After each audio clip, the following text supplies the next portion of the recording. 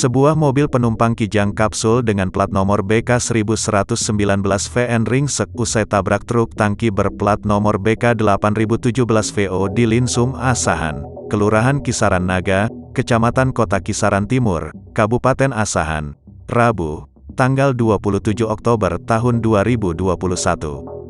Dari amatan Tribun Tanda Hubung Medan.com, mobil penumpang tersebut ringsek di bagian depan kanan dengan kondisi kabin supir hancur parah.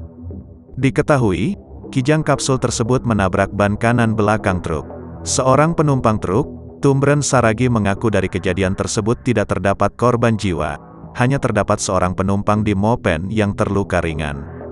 Ia mengatakan, kejadian tersebut bermula saat mobil Kijang Kapsul yang datang dari arah Tanjung Balai menuju Medan mengambil jalan terlalu ke kanan. Namun, belum sempat kembali masuk ke jalur, mobil penumpang tersebut menyerempet bagian ban belakang sebelah kanan truk hingga ringsek.